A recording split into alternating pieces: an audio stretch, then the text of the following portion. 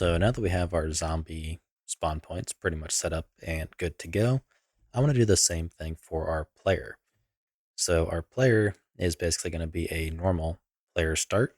However, it is just not going to have it's just not going to be castable to the zombie player start.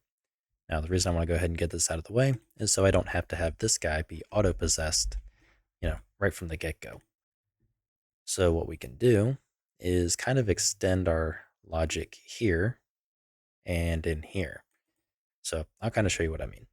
So to begin, let's go ahead and just store a array of our, player starts. So U property T array of a player start, and we'll call it just literally player starts, and make it sure that's a pointer. Now over here in get all actors of class, we're going to switch from a zombie player start to a player start. And actually, let's just do this in two separate operations, and we'll do this in actually two separate functions at some point. So we're just going to grab our player starts, and we're going to do the same thing. But instead, we are going to grab our found player starts of a player start. So the problem with this is going to grab all the player starts, including the zombie player starts. So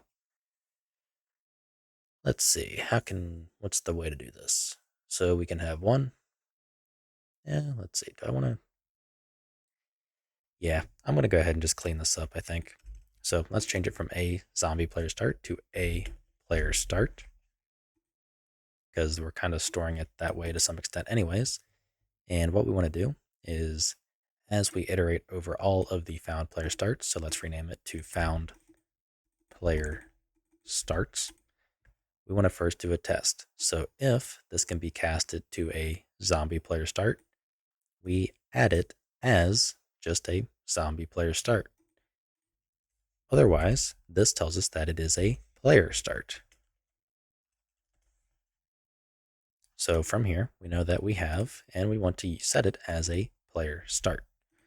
So player starts dot emplace player start, and that's pretty much it.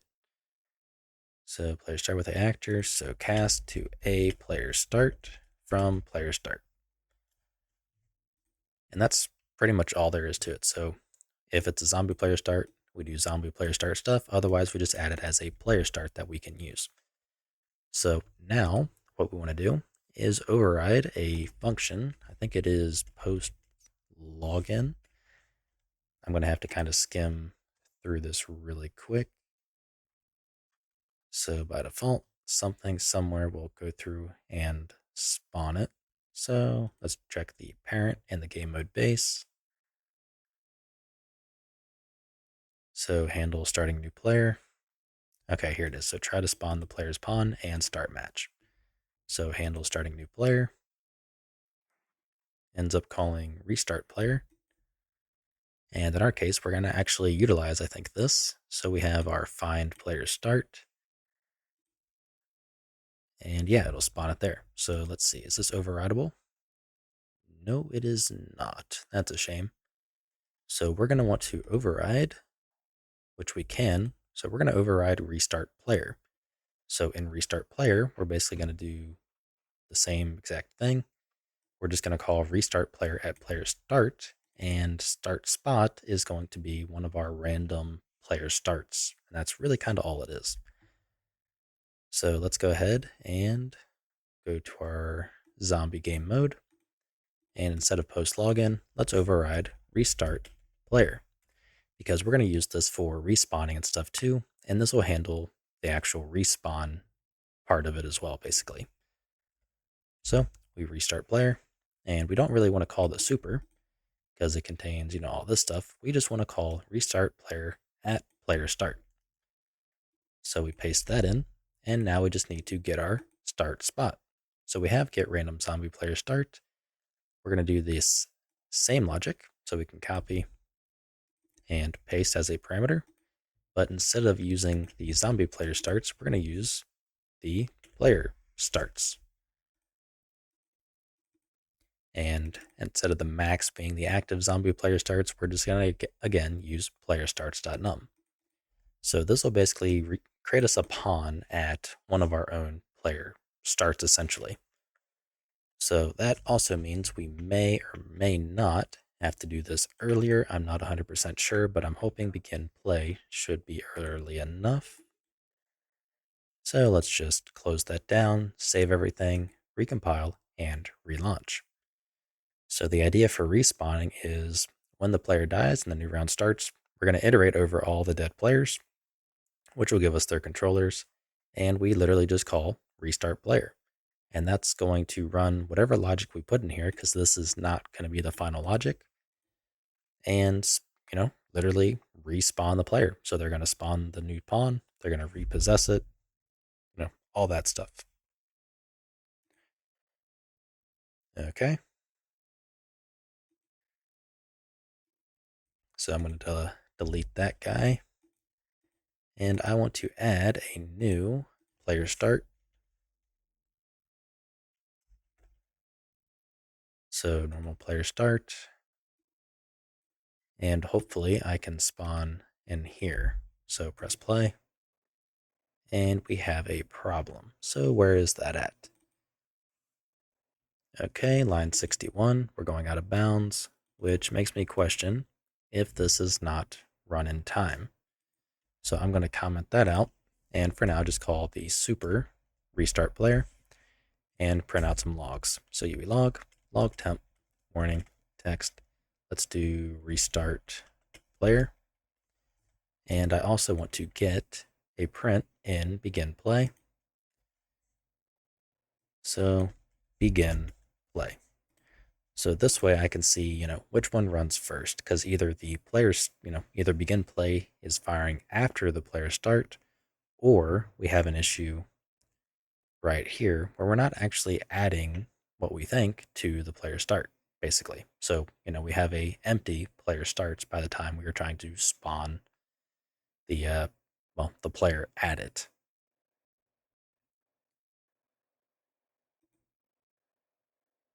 Okay. So let's press, make sure that guy's gone, which it is, and so is the player start.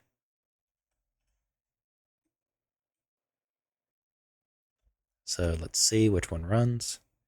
So restart player is running before begin play. So that is a slight problem that we have to correct. So I'm curious what the earliest is that we can actually run it. So I'm going to try post. Let's try posting it components, because they are placed in the world, and I'm hoping that that will fire early enough. So I'm going to close down the editor, grab all of our zombie, player start logic, and just paste it inside of here. And change the log to post initialize component so I know where it's running. Okay, so back in the editor, press play again and see. Okay, so post initialize components and restart player. So that is running in the order that we want, and when I stop play, we have another problem, which is line 74 right here. So get random zombie player start. Why is that running, I wonder? So my guess is, for whatever reason, post initialize components is also running when, you stop doing stuff. So that should not actually fire. So I'm kind of curious. I'm going to try it one more time, just so I can make sure I didn't close it down too early. Okay, once we are back in the editor, let's press play and see where we are actually crashing at. Okay, so for some reason, we seem to be crashing whenever the zombies go to spawn. So oddly enough, now we're getting the player starts, but it seems like we're not getting the zombie player starts. So that's something we need to figure out, and I actually know why now. So if we go to our zombie player start and go to begin play, we're doing the logic here. So B is active is never being set to true by the time that, it's trying to be, had. So one thing I want to try to do is simply fire off instead of setting B as active to true, just go ahead and on linked barricade purchased. Let's just go ahead and call this function. So that way it'll get added to the game mode pretty much at the right time. So now we can go ahead, press play again, and we should be good to go. The other alternative would be to go into like post initialize components of the zombie player start and do the logic in there, but we're still going to have kind of the same problem of potentially some kind of order of operations where maybe the zombies game mode post initialize components runs before the zombie player starts, and that's just one of those unknowns. So we press play and see if they spawn, which they do. So 1, 2, 3, 4, and 5. And press play again. So I am not spawning at my own player start. So we need to figure out why that is. So here we have a normal player start. And let's go to this guy here and see if we're even adding any. Log temp, warning, text, completely wrong message. Player start added, %s, player start, get name. Oh wait, I know exactly why. Duh. Let's go back to the restart player. I commented this stuff out. So let's remove that and uncomment, and we can actually remove our logs now. So now restart player just simply calls restart player at player start, and we pass in a random player start. So we should only spawn at this spawn point now. So we press play, and there we go. So even if I took this over here,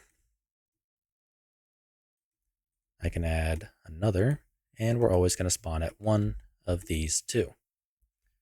And hopefully, same goes as client, which it should, like so.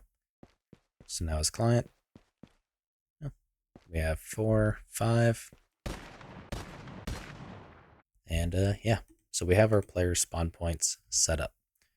So that was a little bit of a mess there, but let's walk through what's happening. So on post initialize components, we are finding all of the player starts that we have. And if it is not a zombie player start, we want to go ahead and add it as a player start. If it is a zombie player start, we add it as a zombie player start. Then, whenever the player joins and it's trying to prep it to get ready to actually spawn the pawn for this controller, we go ahead and call restart player at player start. And we just select one of the random player starts. That's pretty much all that's going on. The only other change was in the zombie player start. Basically, if it had a linked barricade, we wanted to go ahead and wait for it to be bound and all that kind of stuff before we set it to active. But in some cases, by default, such as these guys here, they do not have a linked barricade. So we go ahead and just immediately call on linked barricade purchased, which this is going to fire off anyways at some point. So it sets it to active and broadcasts that it is active so it can be, set as a active zombie spawn point. And that's pretty much it. So hopefully I can run fast enough. So now we should have zombies spawning at both. Naturally, we got 4 and 5. Let me try a standalone so I can run a little faster. So we buy the barricade. And now we have 3, 4, 5. Not sure why all 5 of them are spawning on either or. It could just be a luck thing. And there we go. We have 3, 4, 5. And yeah, we are now good to go. So I just wanted to go ahead and get these player spawn points in there so I didn't have to rely on, any weirdness and all that kind of stuff. But we are at least ready to move forward and continue with our zombies. So I'll see you in the next video. If you like what I'm doing and you want to help support me, you can find a link to my Patreon in the description below, where you can also get early access to this entire series.